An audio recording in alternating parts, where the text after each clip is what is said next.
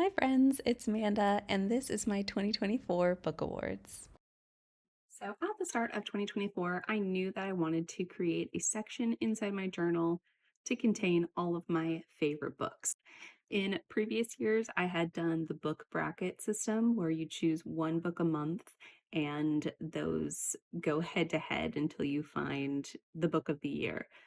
That was always very, very difficult for me because some months I would read like 10 amazing, awesome five-star books, and other months I would read something just, terrible and not even want to remember it. So, this method I think is for anyone like me who just has so many favorites and wants a place to commemorate everything. So, here in the start of my journal, I've created a place called 2024 Book Awards. And I have a couple different spreads. So this is kind of just my Hall of Fame. Then we go into favorites by feeling. All of the places I traveled through books. So I just wrote in the names of everywhere I went. And then favorites by genre. And I'm excited to get into what I really loved this year. And I hope you can find some new favorites from this list. So let's get started. The longest book I read this year was Outlander, and it was 627 pages, which equated to 32 hours of audiobook. But it was lovely to immerse myself in the romance and adventure of the Scottish Highlands. My shortest book was The Lost Sisters by Holly Black, which was 50 pages and set in the Cruel Prince universe. The oldest book I read was written in 1954 and was The Fellowship of the Ring by J.R.R. Tolkien. I think looking at these three books really showcases the variety of different style reads that I had in 2024. I would consider the most hyped book to be God of the Woods by Liz Moore. I feel like everyone was talking about it, so much so that both of my book clubs chose this book for the month. My most read author was Holly Black. I read the whole Cruel Prince saga. And then my most unique overall would have to be Frozen River because it fit into pretty much every genre of book there was, and one of my favorite books of the year. Next up, we have my favorites by feeling. First up, being the happiest book, is Funny Story by Emily Henry. This is a rom com and just had me smiling the whole time. My favorite romance is Divine Rivals. I loved that their love would do anything to be together. The Scent Keeper made me super angry because the first 75% was a 5-star and then the ending just killed it. Story Life of A.J. Fikry had to be the saddest book I read. I was sobbing reading this book, but I loved it. The most inspired goes to Daughter of the Pirate King, considering it was the theme of my 2025 reading journal. Most disappointed goes to Song of the Six Realms. I loved Judy Island's previous duology so much, but this one just didn't hit me the same way. I was most excited for The Cruel Prince and every following book. I devoured this whole world within a matter of a week. For Scared, I would have to say Powerful by Lauren Roberts because I had to relive the ending of Powerless again in this novella, and that terrified me. I was most surprised by Heartless by Marissa Meyer, which is a Alice in Wonderland retelling, and I chose to read it for a readathon and was blown away at how good this book was. The Twilight Garden wins for most nostalgic. Sarah Nisha Adams just does so well to write relatable stories that make your heart feel like it's grown 3 sizes. For comfy read, I went with Big Fish, which is one of my favorite movies, and I finally read the book to accompany one of the best stories. And finally, my most thoughtful book had to be Educated by Tara Westover. This memoir has me rethinking a lot of my childhood. Point out some of my favorite places I've visited. We have Lockhart Orchard, which is part of Bond of Briars. We have Hogwarts, of course, reading Harry Potter with my nephew.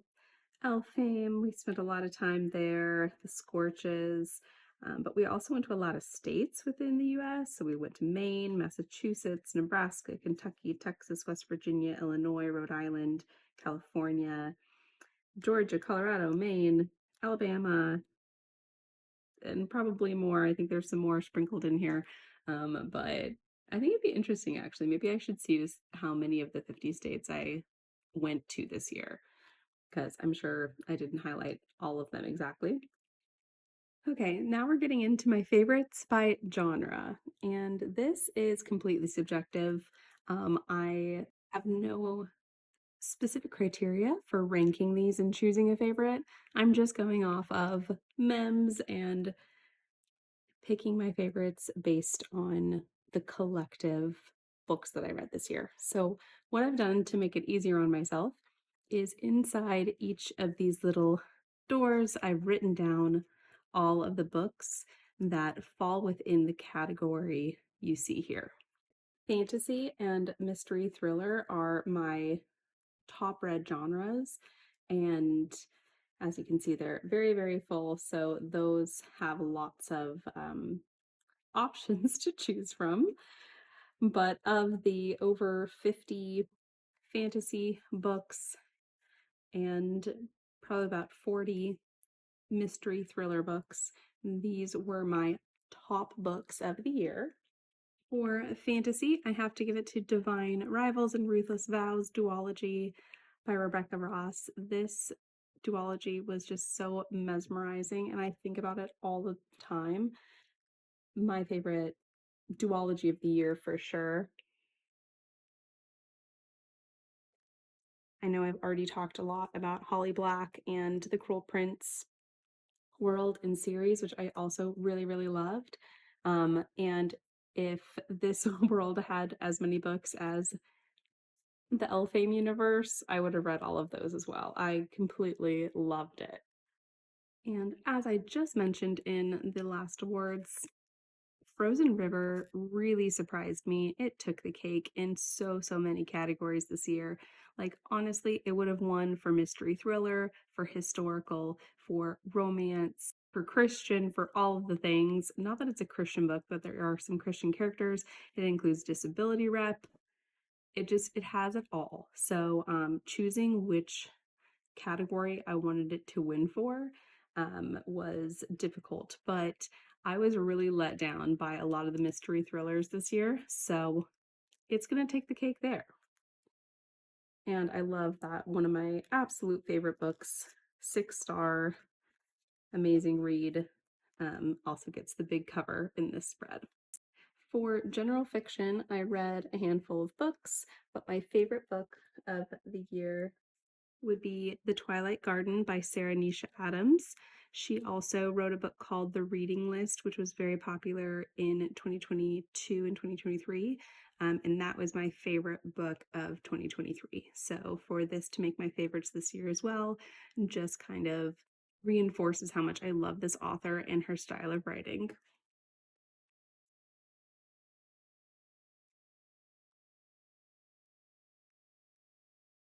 For dystopian sci-fi, I read 4 books, but the clear winner for me was Red Rising by Pierce Brown. I did not expect to love this book as much as I did, and it's one of my favorites.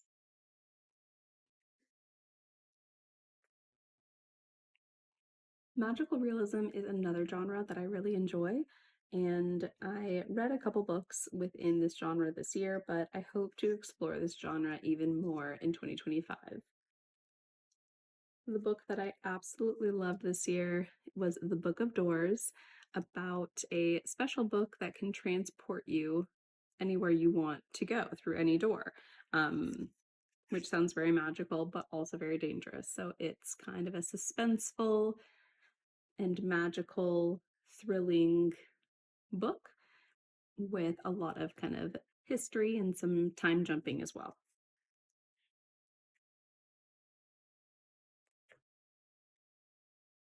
For the nonfiction category, I split it into two. I have nonfiction and I have memoir. This year, I read my first historical book called The Wager, and this is about a shipwreck that happened, way back in the 1600s. But this cover is just stunning.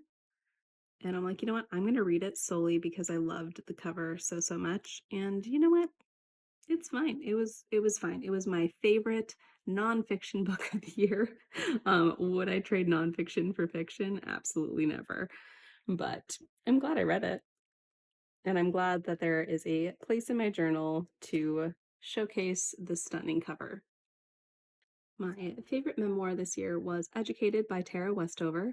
I very much related to the main character in this book, and it left me continually thinking about this book throughout the year. So that will win for memoir. For historical fiction, I read quite a few to pick from, and my favorites of the whole year would be a toss up between The Frozen River and The Women by Kristen Hanna. But I really, really loved this book as well. So I'm glad that there is a spot to showcase both of these. I'm going to mess up how beautiful all of these colors are tying into each other with my romance read, which was Funny Story by Emily Henry. I'm sure that comes as no surprise. I don't read a lot of romance, but I did pretty good this year. I probably read, let's see, about 10 different romance books, but this takes the cake. I definitely could have told you up front that Emily Henry would be winning something this year because she's one of my favorite authors. And then for horror, I read a couple horror books this year. My favorite was Don't Let the Force In by C.G. Drews, and also known as Paper Fury on Instagram.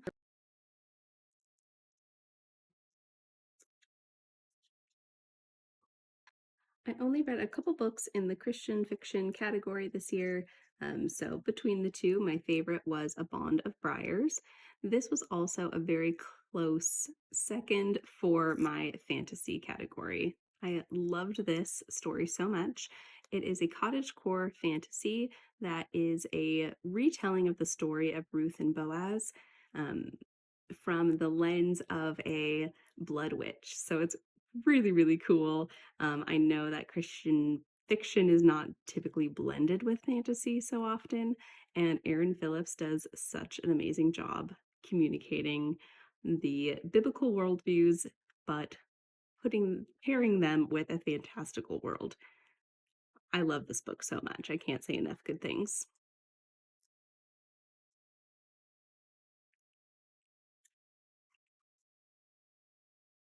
I only read one translated book this year, and that was The Forgotten Book by Mechtilde Glasser, and this was translated from the original German language.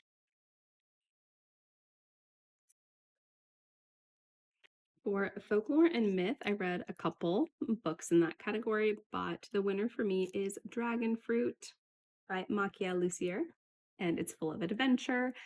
All of the names are proper island names, and I was just immersed into this mythical culture that Lucier has set up for us. For disability rep, I read 4 books that included some type of representation, but my favorite is going to go to Six of Crows. I really liked the representation in this book, as well as kind of just the overall band of misfits that come together to have their adventure. So I liked that one. I think the most accurate representation of disability would be in the Frozen River because this is, historical fiction and more realistic, whereas the other 3 books that I read were all fantasies. But for a fantasy book, I thought that Six of Crows did a great job.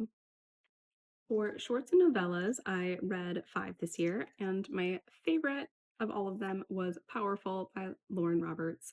This is the book in between Powerless and Reckless, and it follows our female main character's best friend. I also recommend doing the tandem read if you haven't enjoyed these books yet. I did not read any art or poetry books this year, But I did participate in a readathon in October in which we had to read a poem.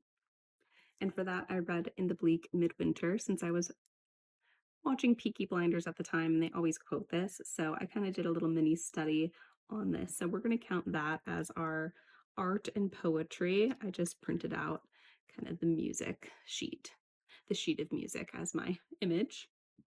I did not read any true classics this year, so for this box here, I'm just going to include the longest or the oldest book of the year, which was Fellowship of the Ring by J.R.R. Tolkien, which, to be fair, I think 70 years is in some form kind of classic. It's going to be classic forever and ever. I don't know what actually constitutes as an official book classic, but it's a classic in my mind, so that works out well.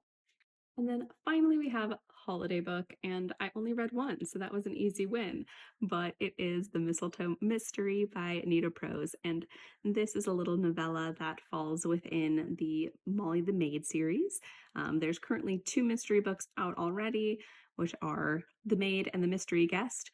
And the third book in the series, and I believe the final book, is coming out in 2025. So I'm very excited to conclude that series.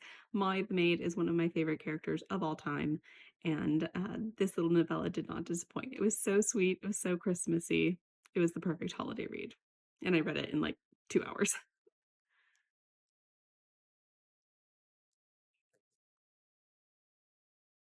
I love how the spread turned out, just with all of my favorites.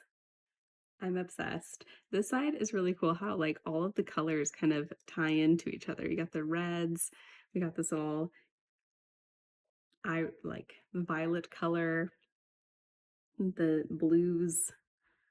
It all looks so nice. And then on this side, we have more tones of green, which is very, very interesting, and some red accents. I think I think I like book covers, guys. If you couldn't figure it out yet, if you didn't know this about me yet, I like a good book cover.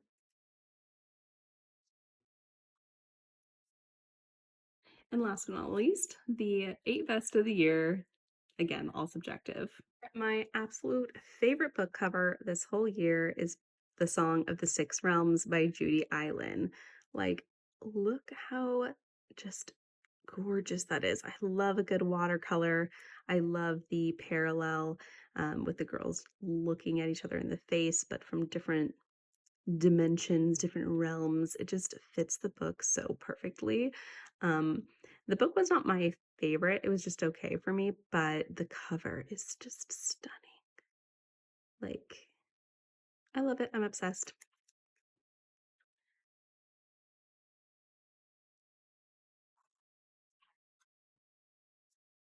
Okay. Best character of the year. I thought long and hard about this, but I wanted to pick a character that was very unique and really stuck with me. And so for that, I chose Yellowface by R.F. Kuang. I think this is a good pick for this category because the whole book is through the perspective of our very morally gray main character. Our main character, the whole book is in their point of view, um, steals their friend's piece of work and publishes it under their own name. And it's terrible. It's a terrible thing to do. And it's kind of all about how the publishing world reacts to it. But I love that you got to just live inside this character's head for the whole book. It was very fascinating. My favorite plot twist was in the Natural series. This is the third book called All In, and I loved all of the plot twists that happened in this book. But overall, this whole series was just so exciting for me. I didn't read a whole lot of books that included animal companions, but I did just finish a book called The Cat Who Saved Books by Sasuke Natsukawa, and it was good. It was about a cat who wanted to help a bookstore owner free the books from people's personal libraries. So if you need any excuse to unhaul some books this year, read this because it will get you in the spirit. And then I've just left some space on the side to write in a couple notes. My favorite couple of the year goes to The Frozen River I loved how the marriage was represented in this book, and I aspire that my marriage is as strong and healthy as the characters in this book. I loved it. Best BFF award has to go to Inez from Six of Crows. I love all of the friendship in this book, but the friendship between Inez and Kaz is so complicated and so cute, and I just love it.